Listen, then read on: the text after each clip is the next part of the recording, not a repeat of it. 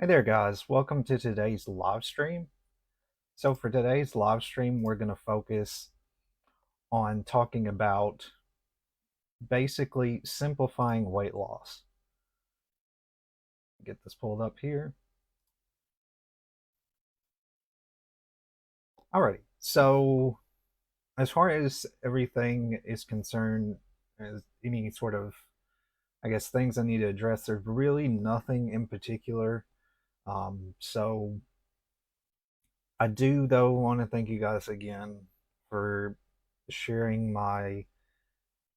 all the information that I post on my Facebook and sharing everything. Sorry, I'm just kind of blank because I've been doing so much stuff. I was trying to sort of juggle a bunch of different stuff and get as much content out there that's valuable, but that's also quality based content. So that's the big thing that I try to do with everything that I create and everything that I sort of share. So I hope that you guys really have found value in what I share because that's my main focus, and I'm not really focused on just posting a picture of myself and letting it be. I really want to share information and share so many different aspects of fitness and so many different aspects of health as well. So that's really what I want to do and what I want to create as a coach. But with all that being said, guys, let's go ahead and get into today's topic. So basically, again, like I sort of mentioned last week, we're going to discuss simplifying weight loss. And for simplifying weight loss, there's a bunch of different aspects that we're going to go through.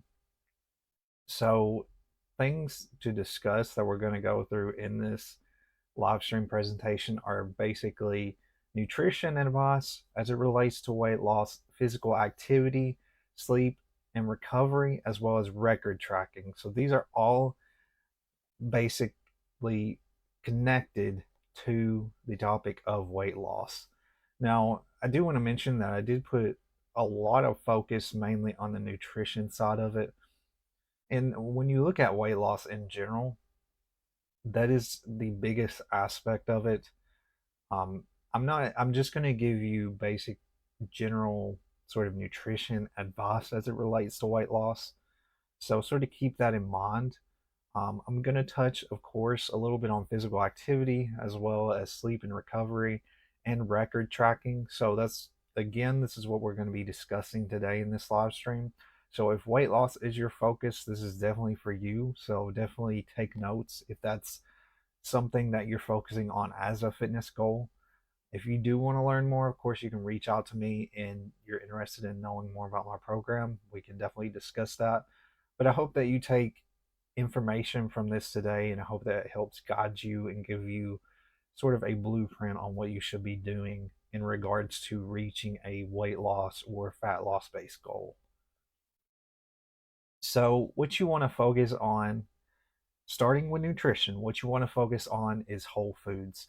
So instead of worrying about complicated diets or counting every calorie, emphasize whole unprocessed foods. That's the simplest way that you can get started. So fill your plate with fruits, vegetables, lean proteins, whole grains, and healthy fats. These foods are nutritious, satisfying, and naturally lower in calories. So there's a ton of different diets out there. There's a ton of low carb, this and that that's being thrown around. What you need to do is just start with simplifying everything. So don't worry so much on these massive, sort of basically like meal plans or nutrition plans or diets that are very restrictive. Focus on emphasizing whole foods. You've got fruits, vegetables, whole grains, healthy fats.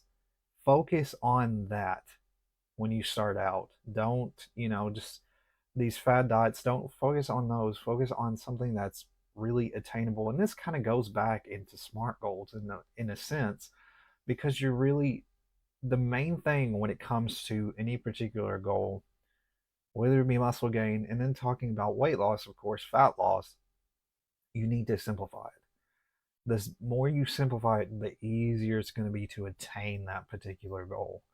So don't make it complicated. Just focus on whole foods into your diet.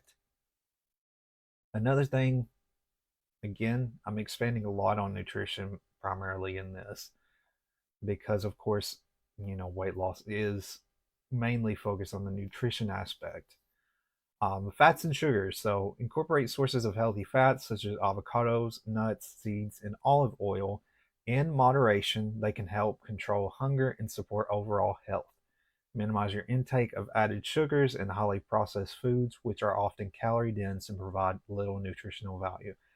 Again, that goes back to what I just discussed, in that you just need to simplify it. Just stay away as much as possible. Now, you don't need to completely cut things out. And that's one thing I try to mention to my clients, is that a lot of it is more focused on moderation. You know, if you're so used to something, you can't just completely cut it out. It's like cold turkey. You can't really do that. Otherwise, you're just going to go back into it. You just need to do things in moderation. Do it in smaller increments, and then you can slowly get away from that. I've done that myself with sweets. I've gotten to where sweets really don't phase me anymore. Like, I don't even have to reach. I mean, they could be in the house, and I could have donuts or whatever in the house. I could walk by it all day, and it's gotten to the point where I've gotten so used to it, because if I want to eat something sweet, I focus on, a small amount. And then I say, I'm going to eat this much and I'm going to stop. And I know that's not the same for everybody. I know it's a different, sort of mindset with everybody, with different people, but you just kind of have to sort of focus on the moderation aspect. And that's really how you're going to master, the nutrition side of it, is doing things in moderation. Again, it's fun to have sweets every now and then.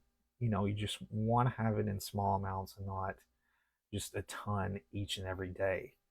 So just focus on those healthy fats, minimize the intake of added sugars and highly processed foods, which of course, they're going to have higher calories and they're not going to have as much nutrition value. So just keep that in mind.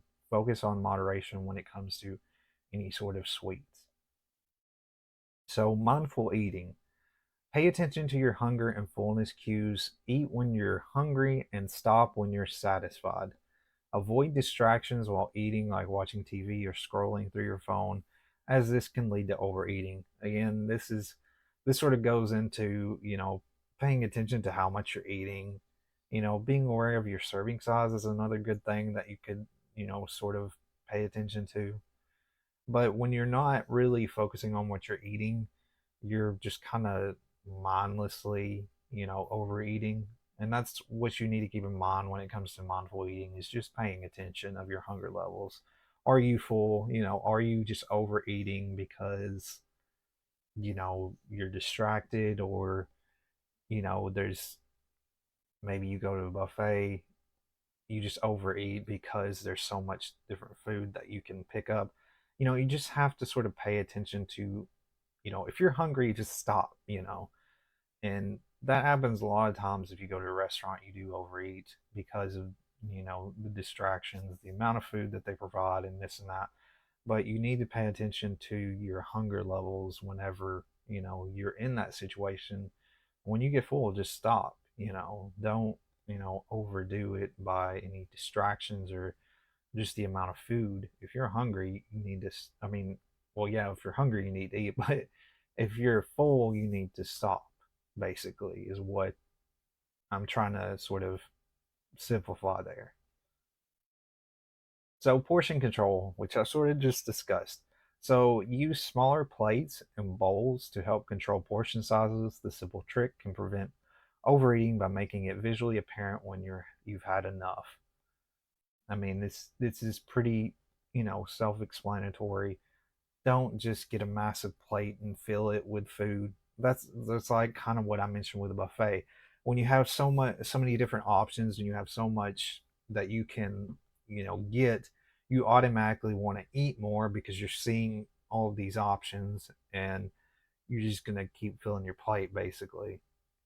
So if you have something that's smaller in portion size, it's sort of, I guess you would say that it sort of tricks your brain into thinking, I've had enough. So sort of keep that in mind. Just focus on your portion control. Use a smaller plate if that helps. It's, again, too, I mean, especially you want to portion control, especially if you decide one day that you want to, I guess have a cheat meal.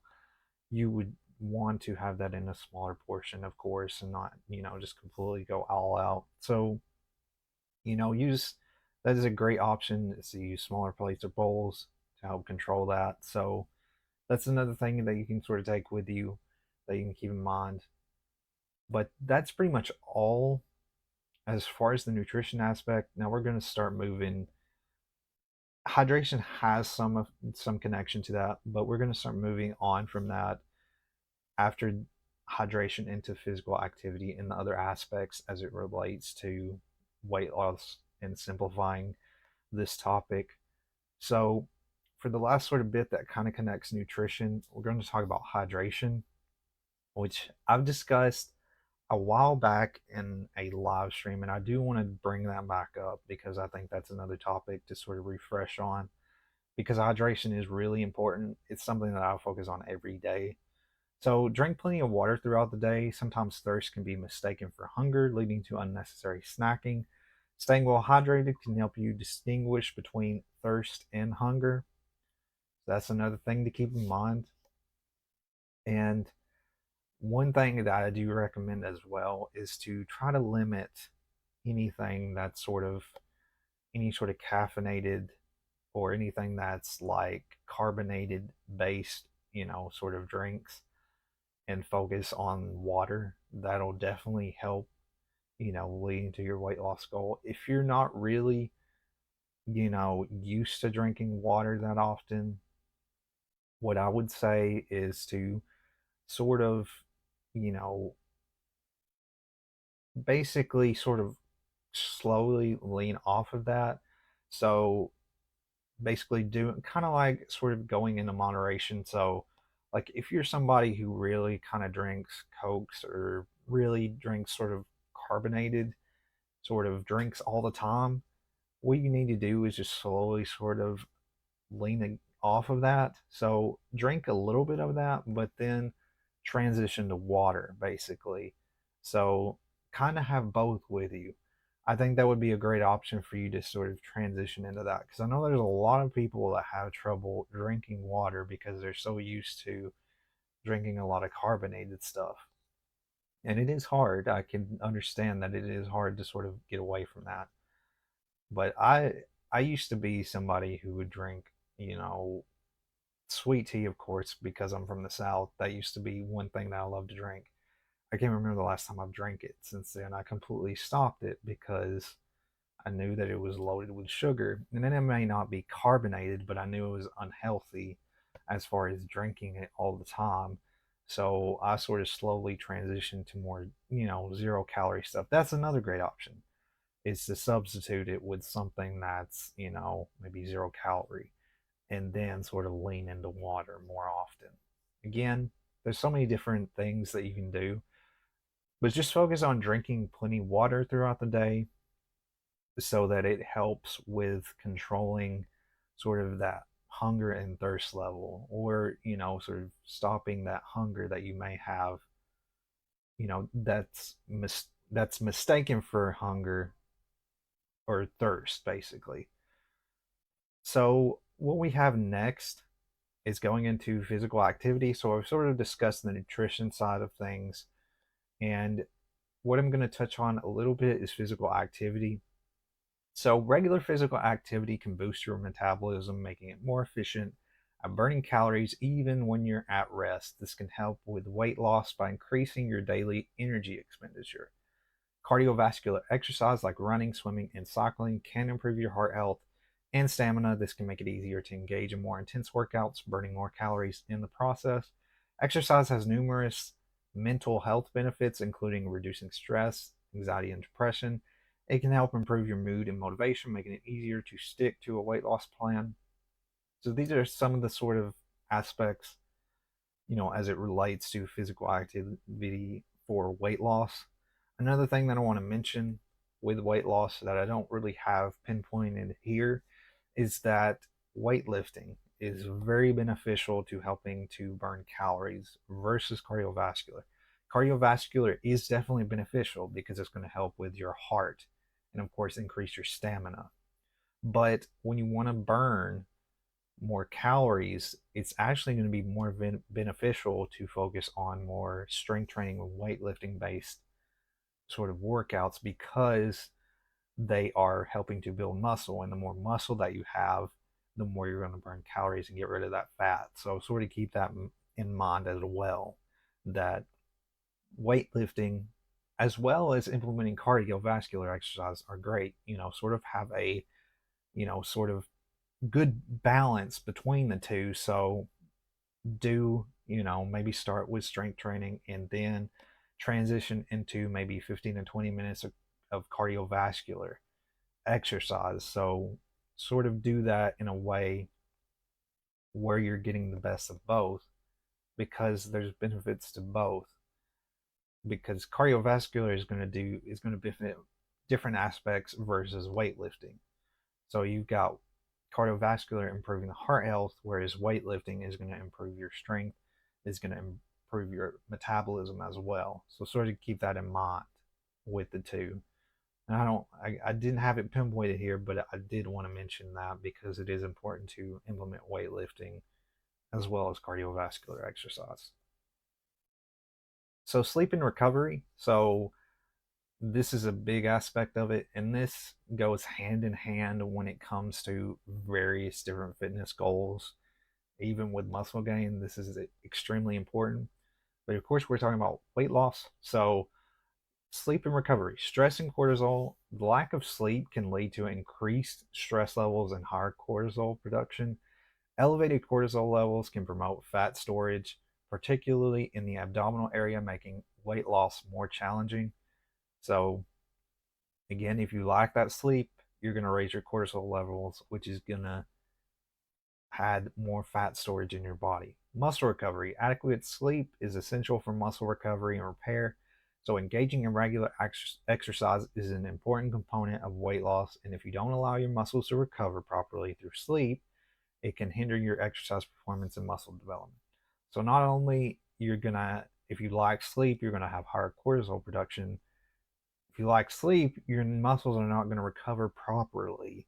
So you're going to lose that metabolism that you could gain when you're gaining muscle. So that's another thing to keep in mind. Hormonal balance. Sleep is crucial for maintaining hormonal balance, including insulin sensitivity. Poor sleep can lead to insulin resistance, which is associated with weight gain and an increased risk of developing type 2 diabetes. So you've likely heard of insulin resistance.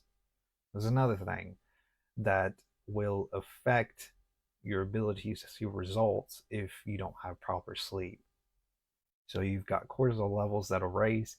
If you lack sleep, you've got the lack of being able to have that muscle recovery to gain that muscle, as well as you're having hormonal imbalance, which is leading to insulin resistance.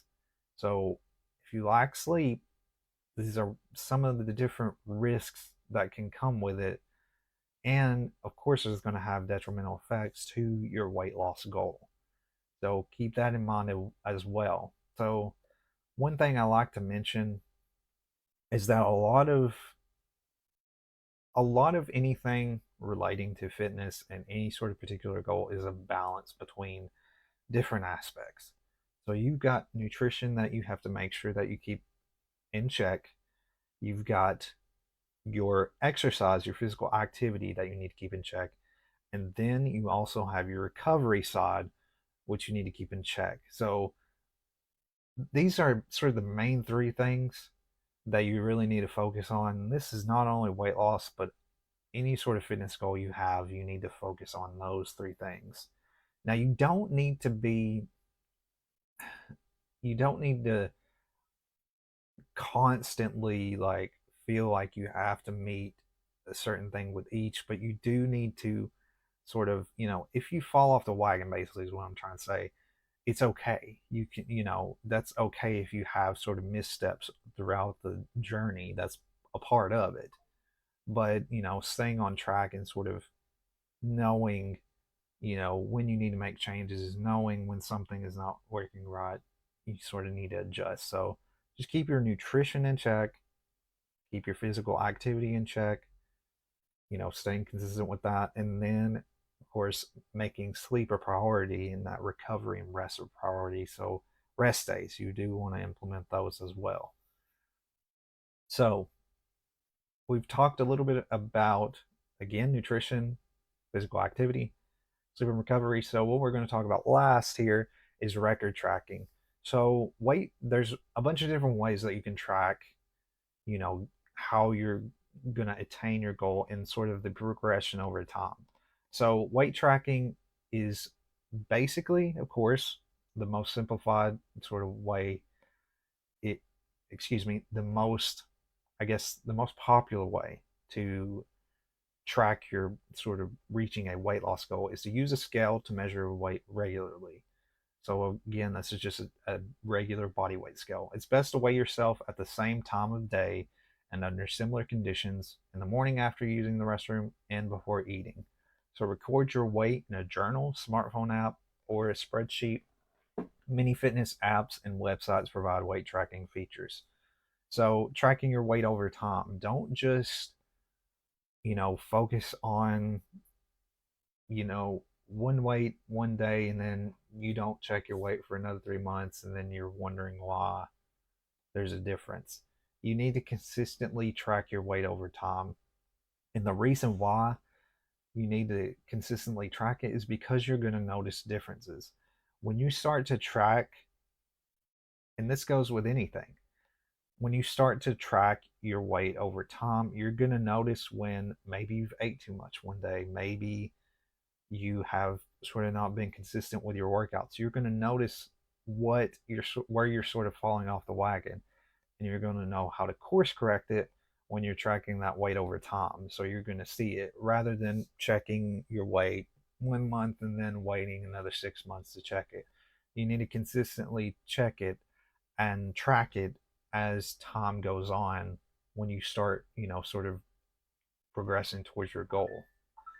So body measurements is another thing, and I do mention this to my clients because body measurements is another great way to sort of notice differences in sort of your progression with your body, because body weight alone is really not enough to sort of see the differences, whether you're gaining muscle or, losing fat. So in addition to tracking weight, so another thing too is implementing these together would be very beneficial because you have multiple metrics that you're tracking all at once and you're going to really notice, any changes. So in addition to tracking weight, measure other body metrics such as waist circumference, hip circumference, chest, arms, and legs. These measurements can provide a more comprehensive view of your progress. Record these measurements regularly, typically every 2 to 4 weeks. So you want to consistently track that. Again, that goes the same with weight tracking.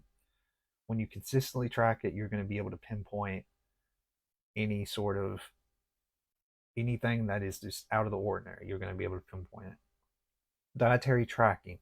Keep a food diary or use a nutrition tracking app to record what you eat and drink.